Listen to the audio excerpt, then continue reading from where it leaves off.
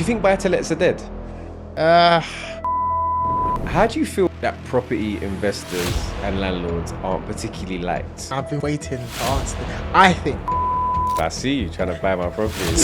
if you're really doing what you're doing, you wouldn't be talking like this. You are a defined loser. I'm going to show you.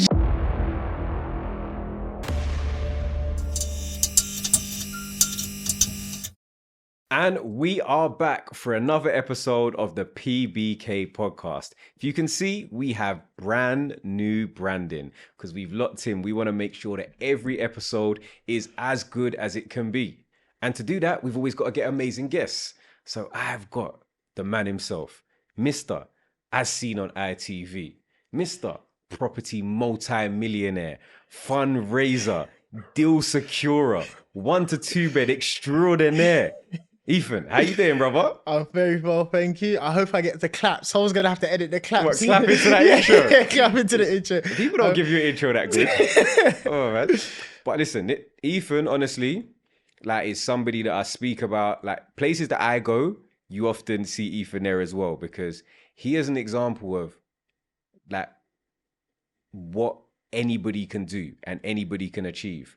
And I say that because his journey's been amazing in terms of the time frame he's done it in, what he's achieved, the people he's been able to help along the way. So for those that are not familiar with you, like, who is Ethan Hammond? So Ethan Hammond is a kid from South London who went through the traditional education route, went through university, and then came out just super hungry, went into a grad scheme, which I got into my last 6 months and then realized that I wanted to do property full time. I think I probably did quit prematurely, but I threw myself in the deep end and I just went for it. Started making things happen in terms of just being active on social media, documenting my whole process, my whole journey to get to where I am now. And in the last 3 years, I've been able to develop over £2 million worth of property. You see, you want to put another clap in there? Yeah, another clap. You're just another gonna clap. insert his own claps. We'll speak to the editor, but I feel like I know you deserve your flowers, but let's let the audience find out. So just like, if we wind it back, the first question is, what did you actually study? So I studied chemistry at university. So and what's your background? Like, ethnicity? Oh, I'm Ghanaian. So you're Ghanaian. So Ghanaian where you're doing your chemistry. Mum's maybe thinking, I'm going to have a doctor. And then you've decided to just, after doing your internship or placement, you said, I don't know, the entrepreneur life is calling me. Yeah, do you know what the funny thing is? I was thinking about this the other day as to why did I actually pick chemistry? And I think it was probably 2 reasons. Probably the circle I was at the time, well, my group of friends, they were going, some were going for doctors, some were going to Imperial, they all were challenging themselves. And I was a person where I always wanted to... It was that friendly competition. So it's a thing where I wanted to also prove that I can challenge myself academically. We're all on the same sort of level. So I think that's probably why I picked chemistry. I initially wanted to be a dentist at one point as well. And then I ended up going, I actually did like a 3-day thing at, you see when they have those programs at uni. Yeah, so it's like a mini sort of open house. Yeah. It was like one of those programs where it's coming from low demographic, blah, blah. And they said, yeah, you guys can come in, experience this for like a week. And then I went there and then I did the chemistry. I was in like the chemistry department. And loads of people were saying how, yeah, chemistry doesn't mean you have to stay in the labs. Because that was what my fear was. If I go into chemistry, I don't want to have to stay in the labs because I didn't really enjoy that bit. I enjoyed, let's say, the theory based, more so the theory rather than the practical. And then when I was there, they started saying, yeah, loads of my friends have gone into banking, gone into the finance industry. They said Margaret Thatcher has a chemistry degree. So that sort of opened up my mind. You saw yourself as the next Margaret. This is what was happening. So that's what sort of opened up my mind to think, if I go down the chemistry route, I'm not trapped. I've still got other avenues I can go down. So I said, yeah, let me go for it. It was either chemistry or maths, to be honest. Those were the only 2 things I was looking to study. So then, from obviously studying chemistry, that's quite, I don't know, want to messy call it a U-turn, but you've definitely taken a sharp fork in the road to say, I'm going to leave that behind, leave my foundation behind, and I'm going to go into business and then actually make that business property. Why property? Why property? I say this to people is when it's from the time where I went to secondary school. I went to one of my friend's house, and it was like the biggest house I'd ever seen. I went there and I said, "What did your dad Mm, do?" And he said, "He does property." And that's what that in the back of my head, I always knew. Okay, property is where I want to go down. mhm, I think when I thought to myself whilst I was at uni, I wasn't too sure whether property was going to be a reality for me so soon. I thought I'd go down, go get a good paying job, and then save up money, invest in property, then sort of just keep on mhm, rolling up like that. But just being exposed to different strategies and how you can scale mhm. a property business, open up my mind and say, okay, this sounds like me. This is what I can do. And when you talk about like your exposure to different strategies, like what did you see outside of, okay, so you'd seen property was something that you want to get into in the long term, but what actually made the jump between where you were to getting into property feel realistic for you? I think it was just seeing different people on the internet Mm, just talk about raising finance, joint venture partners, and YouTube. It's how everyone sees it today. I yeah. was once in their shoes where you're seeing all these different buzzwords, BRRR, joint venture partnership, no money down deals, and you're thinking, how is this sort of all working? Mhm, My idea was, whilst I was at uni, I ran a separate sports events company whilst I was at uni. And what I would do, and I ran a tuition business whilst I was at uni as well. So what I would do is I'd save up all my student loans. So I'd saved up so much of my student loan. I think by the time I finished uni, I had like 15 grand worth of savings in just mhm, from student loans and bursaries and things like that. So my plan was buy a house, buy a two-bedroom flat or something, rent out the other room, house hacking. You know, mm, that's like one of the step ups. House hack. Then once I've lived in there for a bit, rent it out, buy another one. So that was my position when I had finished uni. I was ready gonna get a mhm. residential. But then when I started reading all these buzzwords and looking at the YouTube videos, that's what kind of got me excited to say, okay, let me try and understand this a bit more. And yeah, the rest was history. Okay. That's good. It's interesting. I think, and also I think, do you think one of the reasons why, because a lot of people they say, oh, they want to be footballers because they see the guy that they know that lives in their local area that drives a nice car as a footballer, or they want to be rappers because that's the optic. Do you feel like almost an obligation to share your journey to create more awareness in the property space, or do you do it purely to raise funds? That is, it's funny because funny that you say that. I think the reasons change as you Mm, go along. So you first jump on there because you've seen people say document your journey, mhm, you can attract investors and you can do all of these things. So you jump on and that's your plan. mhm, But then as you are documenting your journey, you're getting genuine messages from people saying, "Hey, you've inspired me so much and I've started reading this book because of you." And then the purpose sort of changes and then you realize even if you're not looking for investment right now, someone's also looking at your journey, being inspired. And then you think back to yourself and you go, hold on, I need to keep this up because I was once that person that was being inspired mhm, by someone else documenting their journey, like yourself and Alfred, and Bricks with Tips. And Property Strat. I remember being in uni in third year, just watching all these different videos and podcasts, and then you think, I need to kind of pay it back and mm, also document what I'm doing. But again, I don't like to portray that everyone should do property because I know how hard it is. yeah. And being in this industry, I do think to myself, yes, you could do it too. But then I think, "Ah, but it's flipping hard." Listen, we're going to get onto some of the hardships. We're going to get onto some of the stress because we talk about a lot of the good side and we know there's all these amazing things. But like in any business, there's amazing things that come from doing it well and being successful. But a lot of the time, there's a lot of stress, and we're going to get onto that. So I think when I talk about like why you do it, it's because I think you do it very well, and I think your audience engage with you, they find you very relatable, and I think that's really important because also like in any industry, unfortunately, I'm not gonna name them. There's a lot of people that are a bit unscrupulous that put things out. They don't really do what they say they do. Um, and I think one of the reasons why it's important to document your journey for anybody that's watching this that is, becoming a budding property entrepreneur is that the cream always rises to the top, and people will see that you're genuine if they can actually see your journey. When you pop out of nowhere and become an expert or become, you know, a multi-millionaire or become anything overnight, people will always question the credibility a little bit. Yeah, definitely. And I think just after going through the difficulties that I've gone through and the challenges that I've had to overcome within property, that has started to annoy me a bit more, because I think to myself, if you're really doing what you're doing, you wouldn't be talking like this. And you, like, Listen. if you're really doing it and you really know that this isn't that easy, and there are times where you're under such strong deadlines, strict deadlines, and you wouldn't come on here like it's honky dory and be like, yeah, you can do this. All Because right, I'm going to get to a point where I'm going to give you an opportunity to dispel some myths and give your opinion on proper, like, you know, sort of buzzwords and some things like that.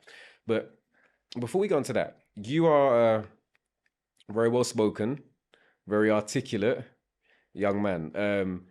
I think a lot of people maybe would think, oh, they would say, oh, well, you know, he speaks very well. He talks about his university and his chemistry and his circle of friends, and assume, okay, info must have just come from money. yeah. I think even to my detriment, sometimes we've had some conversation. I'm like, I know what, you know, I say, I even went to this school, man, he's a posh boy.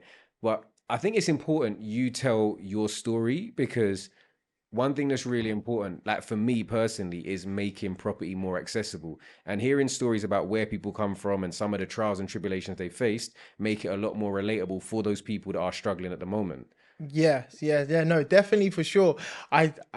So even as I'm speaking and I'm thinking back at, if I was listening to this, you'd think, oh, he went to, you know, he came from such a good background and such a silver spoon, all those sorts of things that you'd think. But again, I make it, let's rewind and say, I come from Croydon, Selhurst. Everyone will know where Croydon, Selhurst is like.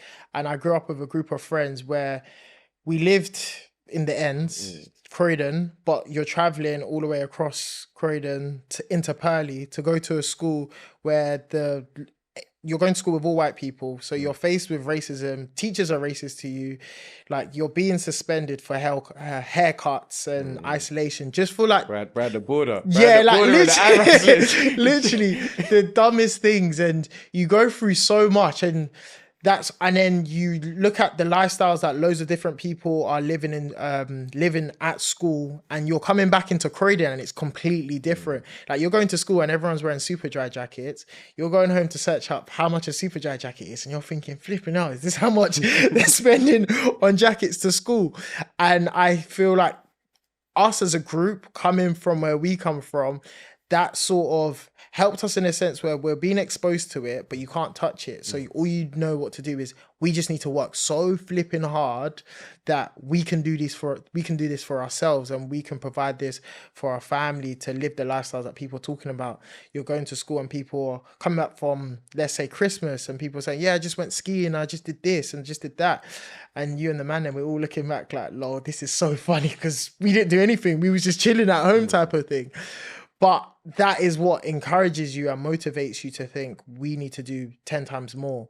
And it's just things like going to a school like that, where if you're not playing sport, because we played rugby growing up, we all played football, but then when we went to the school we started having to play rugby. And if you're not playing rugby, you're not even respected for what, because they see it as like, what else are you bringing to the school? Because everyone else is white, like parents are giving donations, parents are helping out. Your family's not doing anything. You just kind of turn up and get in trouble type of thing. So if we're not playing rugby, we need to find ourselves to prove something. And what we tended to do was try and prove to ourselves academically as well. But even that, you're still not even getting the respect you're looking for, because they just see you lot as the black kids from Croydon. And that is literally how it was like. Do you think that's what's pushed you to be that, I'm going to show you? Anyone that knows me, by the time I got to year 11, I left that school. By the time I got to 11, I think I was done, because I had injured my shoulder playing rugby and I was out. So I think when year 11's, when I realized, because I was playing rugby, I was quite good. So I I was bringing nothing to the table. That's how they saw it. I wasn't playing any sport. I couldn't play any athletics. So I wasn't really contributed sports wise. It was a sports college, and our school was very, really good at sports. I'm really good at sports myself. And when you wasn't contributing, By the way, you're gonna say some things. You're gonna say some I'm things. just gonna have to put a pin in this because there's been a number of occasions where myself and my 10-year, somebody supposed to be in their physical prime, have competed at sports and is currently at a minute, even in his best case scenario, is 3-0. Okay. So he's okay at sports, but he's an amazing property developer, a sensational entrepreneur, but you are a defined loser when it comes to sports in my arena. But anyway, let's get back to him being reasonable at sports. So you're reasonable at sports. You weren't bringing anything to the table. So I think by the time I got to year 11, I was angry in a sense where I just wanted to work so hard, prove as much as I could. I just tried really hard in school.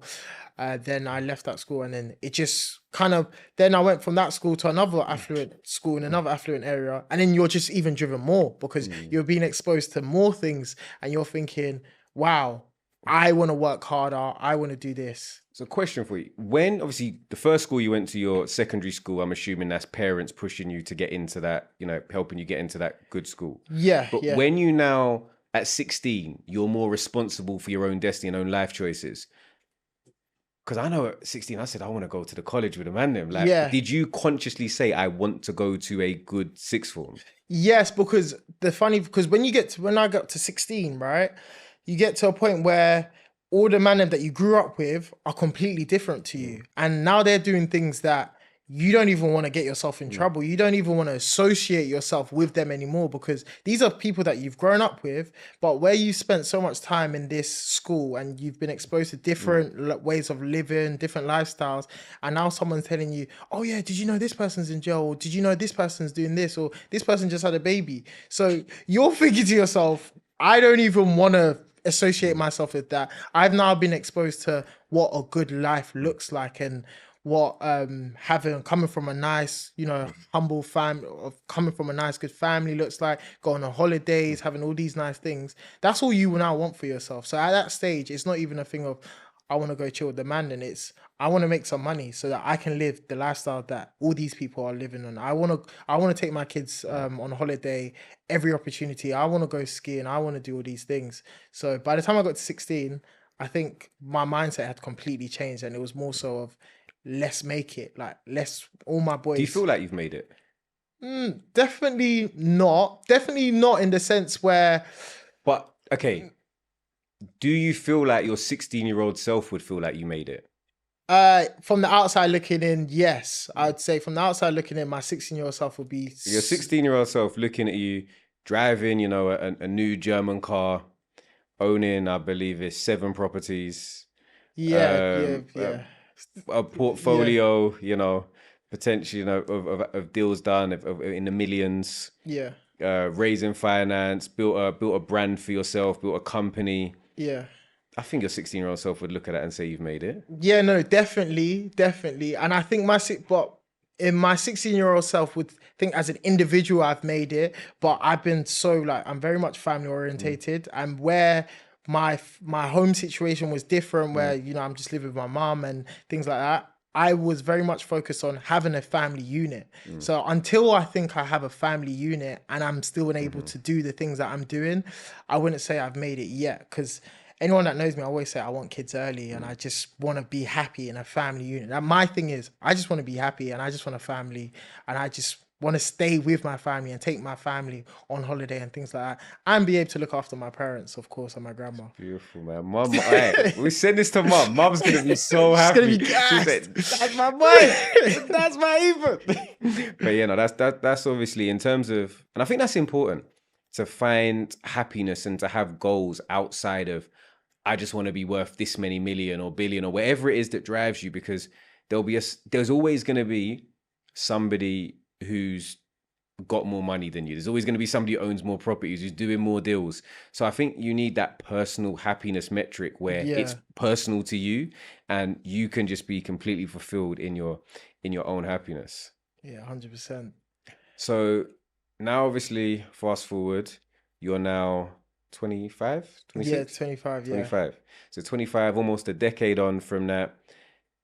Are you still in contact with like your peers, like you mentioned, like that kind of came from a different background? Nah, nah, nah, nah, nah. Do you never feel to just try and like pull up on them and be like, oh, by N- the way, No, I'm I don't. shining too as well. No, I don't. It's a thing with it's love from Mm, far mm, away. But it's just my mindset is I just want to be in bigger rooms and mm, more forward thinking. mhm, Again, when me and Aaron we talk about it, you get the odd person that will be like, "Yo, bro, I see you doing your thing. I'm trying to jump on this too," and blah blah blah. But then it's a simple, okay, yeah.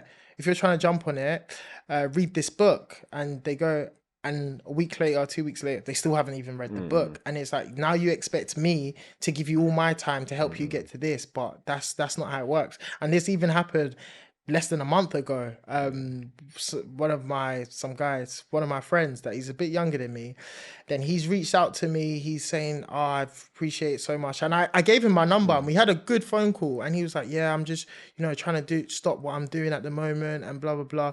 And I was like, "Okay, fair enough." And then I said, "Go read this, go watch all these books and watch these YouTube videos." Come back 2 weeks later, the kid still hasn't read anything. mm. So then there's only so much you can do in that case where you just have to move forward because you don't want to drag yourself behind. Yeah, I think I can't remember who I was listening to it recently. I was talking about like you can't help everybody, but there are people who you can really help, whether it be remotely or directly. And those people that are already hungry, already consuming, you're helping them by just coming on this podcast Yeah, today, exactly. by Yeah. putting your own content out there, by building your own socials, and you can help those collectively a lot more than you can maybe help the odd individual. Getting into property, what's been your biggest challenge? Um, it's always going to be finance, to be Mm, honest. I think if I had all the funds in the world, probably won't be on social media. And a lot of my problems, I wouldn't have a lot of my problems because if you had all the funds in the world, like things like bridging finance and things mm, like being on a tight deadline and mm. going over your bridging, those aren't even worries for So you. would you say then, like, 'cause I remember this when we put the Property Insider series together and we had Anthony Laville on there, Yeah, and one of his key takeaways was the money isn't the problem, yeah, it's the opportunities. If you have the opportunities, the money will come. And I think it's a really chicken and egg question. Where would you rank if you have to pick one, yeah. like money first or opportunities first? Which one are you picking? Money first, or Or I guess the which one is harder to obtain? which one is harder to obtain? The opportunity, definitely the Mm. opportunity, but then the money is hard to obtain as well. I would say they're just as hard, but again, I agree with him in the Mm. sense where if I'm going into property, I try to find the opportunity first and then commit to the Mm. opportunity and find the funds And after. I think that does speak to when a lot of people say it's the money, it's the money, it's the Yeah, money. If the money was the harder part, you would always find the money first and say, well, the opportunity will come. yeah, But in yeah. most cases, the good opportunities and Ex- the really profitable I opportunities think that's where don't. you hit the nail on the head. Yeah. Is good opportunities. Yeah. There are opportunities there, but they don't stack that well, and Mm, especially when you're more so business orientated or business savvy, you know where you can get better returns. So you're always mm. looking at it as like, this doesn't really stack that well. I could probably do something else and make a better return. What would you say the main thing that you have that's made you successful in the industry? Um, I solve problems, and Mm, I don't. And I'm so forward thinking, like I'm so solution orientated, solution based. I don't stop. I don't sit there and feel sorry for myself. mhm, I'm constantly thinking of a solution. If there's a problem, I don't sit there and think, oh, what am I gonna do? mhm, I just think, okay, get up. How do I solve this? Sometimes if I hear bad news or from a builder on site or a solicitor, my they could be mid talking to me, telling me what the problem is, and I just cut them off. I'm like, okay, what's the solution? Because you're about to tell me this problem here, and we've already established it's a problem. There's no point telling me what the problem. Just give me a flipping solution, and we can move forward. And I think the attitude there is what helps me and keeps me going. I think sometimes people feel sorry for themselves when they're in their situation and don't come up with a solution. And a solution that makes sense, that that also considers other factors like time, speed, effort, and things like that. So yeah. It's- And in terms of like personal, like when you look at yourself personally, what skill do you feel like you still need to work on to make yourself a better property investor, developer? Good question. I would definitely say outsourcing. I Mm, definitely say outsourcing a lot of things because I fall behind a big time on admin. And falling behind on admin could be things of forgetting to pay for yeah, invoices, or even as small as forgetting to pay for parking tickets. And then now you got a letter because you're doing all these other things. And I've tried to put systems in place, but sometimes the boring tasks, I'm just like, oh yeah. yeah, I'll do that later. I, I'm mad here. You like, I feel say I was quite active, like buying properties at the beginning of the Yeah. year. And before I used to be on top of everything, like right, churn this. I've got a pile of letters like from the floor to like here Yeah. that I need to be like, oh, it's like, and it's on my to-do list. But with property, it's always spinning plates, and Yeah. there's so many plates you have to keep spinning. You find yourself firefighting a lot of the time. So I do think outsourcing the repetitive tasks is and the reason I get people on, I always get guests on. I don't just sit here and just spout. Is because speaking to people that are really doing it, they're going to tell you about the active problems that you face and how to become better in the industry. And it's not always going to be, they're not going to be able to go and find a deal for you, raise the finance for you, but you're going to take them through some of the trials and tribulations and what to expect. And so when you do get into property and you do feel like you're getting snowed under in admin, that you're not alone, that Yeah. we're all Yeah. going through it. Yeah. So, see, we've spoken about what makes you a good property developer, where you've potentially struggled and where you can improve. But let's get into some of your deals. To date, what's been your favorite deal and why? Um, it probably have to be either my first 1 to 2 bedroom. Mm, I would say my last one that I just did, but that one I'll briefly touch on that. mm, But I'd say my first 1 to 2 bedroom. I think it was number one because it was in mm, Selhurst New Road. So it's a road away. I used to live where I used to mm. live. So I feel like you felt, did yeah, I you start felt playing some old school Blake yeah, Brown and I just felt start like I playing was behind the block? I felt like I was the man, and just every time I drive there, I'd look at the block of flats I used to live in. I was thinking, damn, like I literally used to live there Mm, with two of my brothers, my grandma, my mum. There was like five of us in a 2 bedroom flat, and then this road that I'm now developing on, I used to ride my bike down here. I used to come down here mm, all the time. So I guess it's the sentimental value of doing that project. And because that was the first time I did the 1 to 2 bedroom strategy. And again, when you're learning everything, everything's all theory until you do yeah, it and yeah. you put it into practice. And just I felt like I did that quite well in terms of I've learned something and now I'm applying it. I did a low, it was a low lease on that. It was a low lease. It was short lease on that. Damp. It had damp issues everywhere, and then I had to reconfigure. So I touched all 3 points on Hmm. that, and I purchased it for 170,000. I spent around like 40,000 on it. Spent like 29K on the lease extension, and then I sold it for 315,000. So it was a significant uplift in Yeah, that as well. good Funny deal. enough, shout out to you. I remember when I was doing that project, I booked a consultation call with you Mm, to ask how to do the lease, to pay for the yeah, lease extension. And I remember you telling me that I can do an undertaking to pay yeah, for it on the back, yeah. on the back end of the sale. Do you know what's crazy? Like the amount of random conversations I have, and I'll be speaking to somebody like 2 years down the line, and they'll be like, "Yeah, no, you spoke and you helped me with this." Like Yeah, I met this random guy in the club in Dubai, and he's like, "Yeah, yeah, yeah, no." He's like, "Oh, Kazy," I'm like, "Oh, like, oh, what's going on, yeah, bro?" Like, love, like, he's like, "No, like, you don't know me." And I'm like, nah. "It's like, yeah," but we showed me our conversation when this guy has gone from like, oh, the first deal we spoken about Yeah, back in 2020. Well, he's flying. He's yeah, done like 30 deals since yeah, then. yeah. And up until now, but it's like you forget about all these conversations. And I And think that's the really fun part. and they can't take it personally as well because now I'm in that Yeah. seat where people go, "Oh yeah, you helped me. I spoke to you about my mum's blah blah blah house," and I'm looking at, oh damn. But I remember one time I said it to you, and you were like, "Oh yeah, yeah, yeah, yeah." You were just like, "Oh yeah, yeah, oh cool, man. Well done, well done." And at the time I was like, "Oh no way, he doesn't remember." But then again, like where you're helping so many Mm. people, you don't remember, so you can't take it personally. So anyone that I've seen or helped and I don't remember, don't take it personally. Likewise. But the thing is, it's like when you don't take it personally because you take the information and Yeah. you take action. And now I'm never gonna forget Ethan. Even when you spoke about like obviously we've worked together in different ways over time, and it's like I don't mentor, I don't do you know Yeah. that, but it's Yeah. because if ever he spoke to me, it would be a case of speak to you about something, come back to me and say, oh yeah, I did it now. Yeah. However, I now need X, Y, and Z. Yeah. So it made more sense. I was like, okay, you know what? This is somebody that really we can align and work together. And Yeah. I know that there's a lot of value that I can add, but also I know that it's going to be a seamless process. Yeah. And I think for people that are potentially looking for either, whether it's just a mentor, a sounding board, somebody to work alongside, number one, you got to do your research and make sure Yeah. they actually do what they say they're doing. Yeah. But number two, also, you've got to put in almost as much effort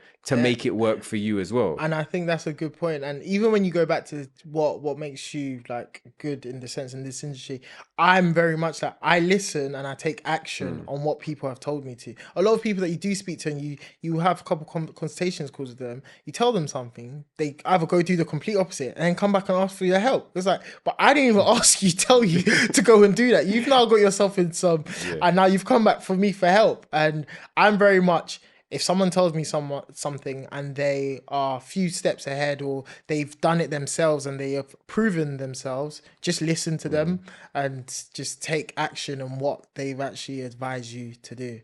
But yeah, that was my favorite. That was your favorite. I can hear that. That sounds like, I think I can completely understand that. It's profitable. You learn a lot early on deal and close to your, where you grew up. I think that ticks a lot of boxes. So that's amazing. What's the worst deal you've done? The worst deal I've done. It doesn't have to be financially. Just for whatever reason, it's your worst deal. When I say, if we're talking about worst in terms of what's giving me the most headache, I definitely say it's the free flats. That's giving me a headache, man. All right, the free flats.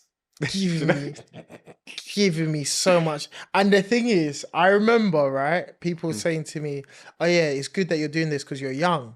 They kept on saying because you're young. I was like, why do you keep saying that? But then once I went through the headache, I was like, wow, I know what they mean by I could not do this if I had a family and a kids. I wouldn't want to go for this stress because it's the deal that's giving me the most headache, but I've learned the most and overcoming all of that and being able to secure the planning permission on that. Although I haven't lost money at all because of the way I structured the deal. So I mitigated a lot of my risk. From the beginning, I did on delayed, offset it by renting it out on Airbnb, servicing the bridging finance with the funds that I was getting in. So I never lost any money. By the way, he just flew through loads of jargon. He went delayed, servicing the bridging finance, BRRR. He just threw in almost every acronym under the sun. So we're going to have to, for those that are not as familiar, delayed completion. So delayed completion essentially is when you commit to the purchase by exchanging contracts, putting down a deposit, 5 to 10%, and then essentially you have a gap, a period, let's say 3 to 6 months before you actually complete. And completion is where you pay all the rest of the monies to the vendor. So during that gap, I conducted the refurb during that bit. So then by the time we got you got an undertaking for keys. Got an undertaking for keys, which allowed you to do the work whilst not being the legal owner. Exactly. And then once I had completed, it was already ready to rent out. So from day one, it was covering itself. So you effectively had almost no cost of finance bar arrangement fees. Exactly. So, and I think that, even when I talk to some of the older developers, people that are like 10 years senior to me, one thing that really stands out to a lot of them is the way in which the younger up and coming developers are like, listen, this stuff is not easy, but we are going to make it work. Exactly. So if I don't have the funds to pay the bridging loan, delay completion.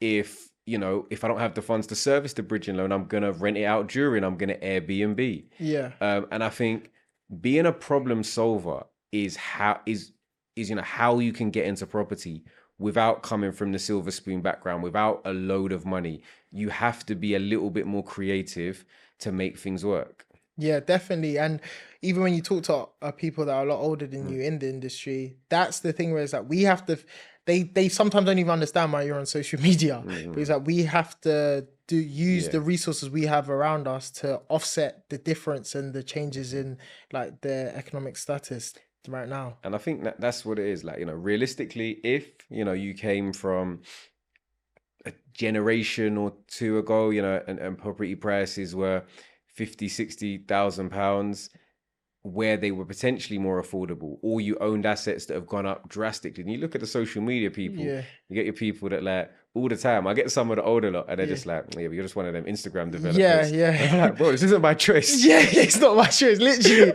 I'm out here like, and I say that kind of tongue in cheek because I've obviously been doing it for a while. Yeah. But you're right, some of the biggest developers have never touched social media because they've ridden 2 property cycles where their property has doubled and then doubled again. So by the time, without doing anything, they became millionaires in equity without even had to do a single refurb by just holding on to property for the last 20 years. So where do you think the market's going to go over in terms of, when I say that, I'm talking next couple of years? Next couple of years, hopefully, as we can see, inflation is starting to drop. So if interest rates drop again, that will be good. And then a positive increase in the market. Do you want the market to improve? Do I want as a developer? Like, as a developer investor, is an improving market where you want to operate? Do you know, of course, you want an improving market for, everyone. However, as the political answer, Yes. However, as a developer, you can adapt to any market. Like when you think about the different strategies available to you, it's just working with what you've got around you. Because as interest rates were skyrocketing and the barriers to entry got higher, again, if you're retaining on certain projects, you're able to increase in your rents, and your monthly profits are even increasing, because even though that the interest is increasing, that's offset by the rent. And it's as sad as it is, but we have no choice but to charge more for the rents where interests are increasing. I mean, some would argue you have a choice. Some will argue you have a choice, but again, it's a business at the end of the day. Respectfully, it's a business, and you're not running a charity. And as much as you'd love to be able to help people, you can't lose money and do it for free, because there'd be no point in doing this. Of course. I know. I agree. I'm just, playing devil's advocate. But again, a good market would be great, because then when you're starting doing those flips, a lot of people, it becomes more affordable for a lot of first-time buyers again. So when you are doing the 1 to 2 bedrooms, you can achieve better prices on the back end, and it's more affordable for the people wanting to get onto the ladder. I think, it's always interesting when we look at markets, because as you touched on rightly, you can be successful in any market. In a downwards or stagnant market, there's going to be more opportunities. They always say, the most millionaires are made in a recession. But that being said, from a stability and an exit standpoint, a good market is going to help to push up property values. Yeah. And, it can even help you if you make some mistakes. You can ride the wave and the crest of increasing prices. But so you think interest rates are going to drop slightly, inflation is going to stabilize. And what do you think? What does that look like for property prices for you? A slight increase. Slight increase. But I say that, but there's a lot of people around me that's just been getting down values. I got a down value bad on something that I'm buying. You see the property that I'm buying in South Croydon. I'm buying it a low lease, 65 square meters, to put into context for some people. This is in South Croydon. I'm purchasing at £175,000. And it got down valued to £150,000. And I thought to myself, how cheap do they want me to buy them? Because what people have to understand is, from a down value perspective, is that surveyor is acting on behalf of the lender. Yeah. And effectively, it's their job to protect the lender from risk. So if they overvalue and there's not enough protection on what they call like the fire sale cost, and the lender's exposed, there's an implication for them. So they don't care about you. Yeah, and that's the thing. So where I think, okay, things are going to start drop and prices are going to stabilize and then start increasing again, they clearly must not think that. So I'm not too sure what's going to happen, but I hope cost of borrowing does go down, because again, that's where I'm trying to get in. Does how you feel about the market affect whether or not you invest in property, or whether or not it affect the volume or the speed in which you invest? No. I think that's like a lot of property investors. Like we talk about the market, we analyze the market, but when it comes to making business decisions, we're just like, I'm gonna buy anyway. Yeah, you're still gonna do it if the numbers work. It works, and again, you just have to be like looking at it again and again, double checking it, going to other people for advice, second opinions, and just making sure what you're doing is correct and you've mitigated your risk. But at the end of the day, like as a developer, you don't want to be sitting down doing nothing. You're still, regardless, whatever market, you're still on Rightmove, you're still on Zoopla.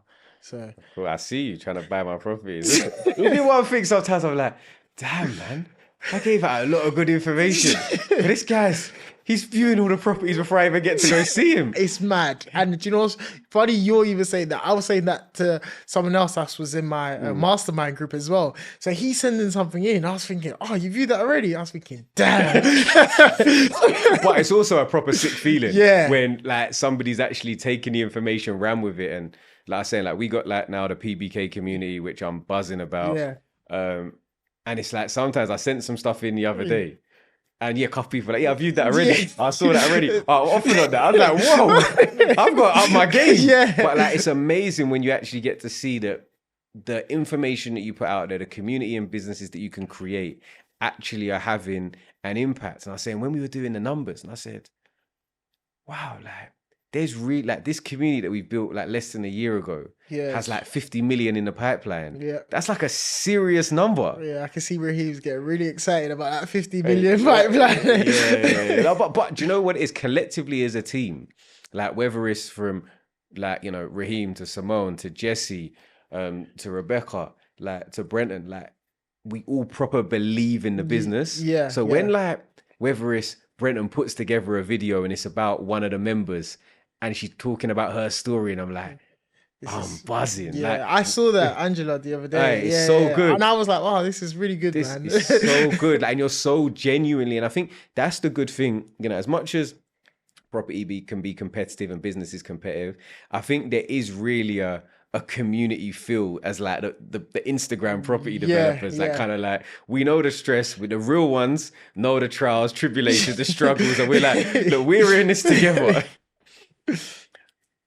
How do you feel about, you know, that property investors and landlords aren't particularly liked? Like a lot of people look at you like a traffic warden. Yes, they do. And I've been waiting to answer I think, right? I get it. He's been waiting. Listen, if you don't drop some gems right now, cut the interview. No, I get it. But there's only so much that we can control, right? And we are developers, again, they solve a lot of problems. A lot of the properties that we want to develop are the ones that are most profitable to us. However, for them to be profitable to us, we have to solve a problem. And that problem being either a legal issue with the title, an issue it has a short lease, an issue with the structure of the property, it being inhabitable. And a lot of these properties are vacant for a long time, which also contributes to the problem that people say we have, well, the problem that we do have, which is a housing crisis. So us as developers stepping into that gap and being able to make those properties habitable again for people to purchase them, we're doing a good thing. I think we're doing a great thing. And especially where you're taking pride on the product that you're trying to deliver for people, and you're creating homes for people to live in, which is amazing. And then again, there is times where people complain about being landlords, landlords being landlords, right? And I rent myself, and I love the fact that I can rent because I was talking about this the other day. Like I went from forever, like, you know, last 9 years, like living in a home that I owned, saying, oh, I'm gonna refurbish something, so I'm gonna go into rental accommodation. Bro, there was a storm, the fence blew down. I said, oh, let me just my landlord. That was like that, bro. Like I all felt like I was doing something wrong. I was like, I just wanted to say, the fence blew down. Can you send someone? Like, yeah, we'll do it. I was like, it's amazing, and it provides such great flexibility for a lot of different people. So again, if it doesn't, maybe landlords may not serve the purpose that the purpose for you, it doesn't mean they're not serving a purpose for someone else. So you can't paint that person as a bad person because they're not serving you. They're serving the other person. They're serving people like myself, people like yourself, where they can provide that flexibility and ease. If my washing machine breaks down, I can just call my landlord. If anything goes wrong, I just call up my landlord and they will fix it for me, and it allows me to focus on also creating homes for people where I can be that landlord to them as well. Yeah, no, I think it's good. I think a lot of people don't care about that answer. A Not lot of at people all. would say, "Oh, you're basically land banking. You're keeping all the good homes. You're making them more expensive." But obviously, you've explained the other side of that, and I do agree. And I think it would be really great. Like, and I've said this in a number of occasions.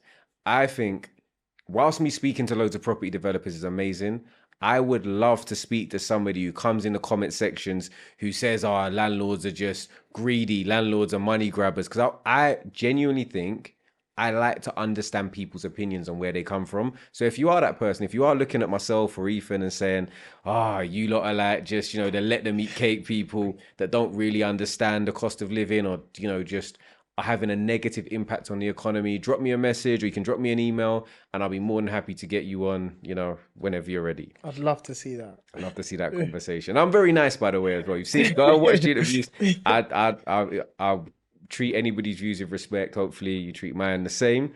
But talking of respect, Ethan, not who specifically, but obviously we've spoken about a lot of the good side of the industry, the stuff that you've achieved, which has been fantastic. What frustrates you? What things annoy you about the industry? People making it look a lot easier than it is. That's like my number one pet peeve, and people actually not doing what they do. And you used to hear people say, "Oh no, they're not doing what they do," but a lot of people actually don't do what they say they do. And it's more scary because than you think, because sometimes even when I jump on consultation calls, right, and they booked a consultation call with me, but they don't even know anything that I've done. And I used to think, I think to myself, like, I could be just chatting rubbish. Like, I could just be literally lying about everything, because it's so easy to just come on social media and people don't fact check and go back and check to see if that person's actually doing. And that just annoys me, because if you're a developer, if you're in this industry, you know how hard it is. Why would you go out and make it sound like it's the easiest thing in the world? Yeah. And I think it is important to fact check that, because if you're going to go to university, like when you went to university, you didn't just pick the one that had the best name. Yeah. Like you checked, okay, where is it in the rankings overall? So although there's not a ranking for developers, you can still look at companies' house, you can get personal recommendations, Exactly. you can, say, okay, let me look things up. So you can, I think it is important to do your due diligence. Okay, we're going to ask you a couple of questions, or to try and dispel some myths from the property space. So let's start with, can you get into property with no money? No.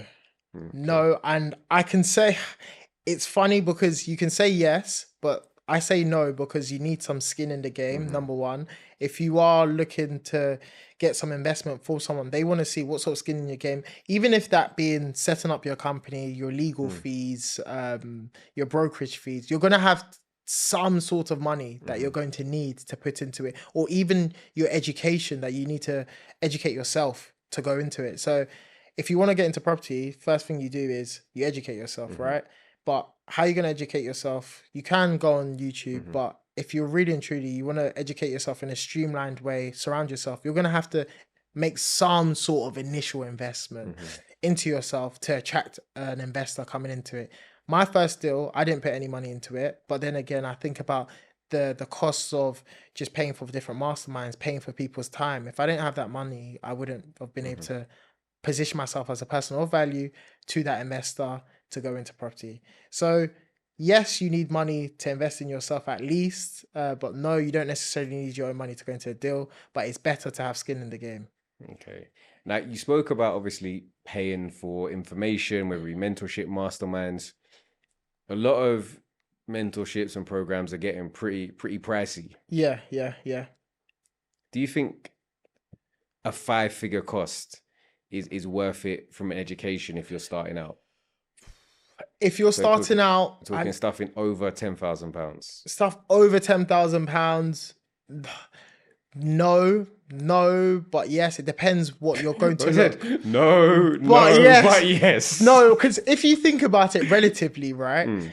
If say, let's say if you're going to do a really big deal, and you've got £1 million sitting in the bank, you don't know what to do with that £1 million, right? And if someone said to you, I will teach you how to use that £1 million to make a 50% ROI, but in order to do so, it's going to cost you 15 grand, 20 grand to do so, that's a no-brainer for you, because you know if you spend 15, 20 grand, you're going to make an ROI of 50% on your £1,000,000. So you're going to walk away with 1.5 mil. 15 to 20k means nothing in that sense, right? But if you say you have 50k in your bank, or 20k in your 50 to 70k in your bank, and you're looking for like a 20% ROI on being able to use that 50k, that's 10 grand, right? And someone said, to get that 20% ROI, I'm going to teach you, and it's going to cost you 10 grand. Then it doesn't really make sense. It doesn't really add up, because you're going to teach me, I'm going to do a flip, and I'm just about going to make my money back. And then I have to do another flip to do it. Yes, people can say that skill is something that you have for a lifetime and you can keep on going on. But relatively, you just need to understand the situation that you are in. If it's more fit for purpose. Yeah. So it can be, but it depends it can. It literally just depends on the political answer there. Yeah. But again, it depends. Businessman. It just literally depends on how much money you got. But if I had $1 million, someone said, pay me 100k to flip the $1 million, I'll pay you the 100k. Fair enough. So listen, have you got the $1 million? Not yet. At what point would you call yourself a millionaire? Because it's an interesting question we had recently. Again, a millionaire, $1 million in equity, in assets. It has to be the equity. For me, it has to be, because then I can call myself a millionaire, because I've got, but a lot of it is debt. Do you get what I mean? You've got 75% worth of LTV on each property. As long as all that 25%, so if you've got £1 million property and you've got 25% equity in there, you have to have 4 of them to be at least a millionaire, for me anyway. Fair enough. Do you think buy-to-lets are dead? Yes, personally, yeah. Like even if I had all the money in the world, I probably still won't just buy a standard buy-to-let. And when you say buy-to-let, I'm talking more specifically single lets. Are they dead? Yes, right now with the interest rates. But if we're talking outside the interest rates, there are people that have been able to fix on like 2% for like 10 years, and it's not dead for them. And people are living life right now. They're living life in the UK. They're in Thailand and Bali, and you only needed like 5 of them and you're gone. You're good. But today, with 6%, 5% interest rates, buy-to-lets, single-lets specifically are dead. Yes. Okay. Final question, just specifically because you're a London developer. BRR in London, all money out deals. Yeah. Are they realistic? Not happening. Not a chance. Actually, nah, it's not happening. It's not happening unless... Like significant planning gain. Yeah, unless, that's what I was about to say. Unless you've got a mad planning gain, and then... or you solve a ridiculous problem. Mad. Something that's going to give you bare headache. Like I can send you a deal right now, and you can get all your money out. But the hoops and headaches you're going to jump through, having to try and find a way to fix a pavement on a busy street in central London that they're never going to close is like that. And works that you have to get access. So there's that. You have to fix a street on a busy road. Yeah. You also have to get planning from Transport for London to get access, because the back window that's leaking backs onto the railway track. Yeah. And then you've also got to find a lender that's going to fund something that's commercial next to a railway track and currently inhabitable. So, but again, if there's enough problems potentially, but I would just say, as a broad blanket answer, just no. Just don't even bother looking for them, because you're going to be looking for a long time. Yeah, you're gonna get stuck in that loop of looking and not doing, of analysis paralysis. Even it's always good to talk to you. For those that are not as familiar with, how can people connect with you? How can they get in touch with you? Yeah, Instagram and Ethan X Hammond, and on the YouTube, Ethan Hammond. Yeah. If there's anything I haven't asked Ethan, please let me know in the comment section. It's been great to have you on. Do you have any final words, final bits of advice for budding property developers? Be a problem solver and listen to people ahead of you, fact check, but essentially just make sure, just be a problem solver. Be a problem solver. There you go, man. He said that so smooth, you can make a reel now. Look, that has been another episode of the PBK podcast. If you haven't already, make sure you subscribe to the channel, as we're growing this amazing community. And talking of the community, The PBK community is flourishing. If you want to get involved in that, the link to join the mailing list will be in the description of this. You will then get first access, first refusal when we do open. We only ever open 20 slots at once. So if you do want to become part of the community, make sure you join that mailing list. You'll also find out about all of the amazing exclusive events we have coming up, like our next guests and amazing podcasts and videos. Until next week, I'll see you again real soon.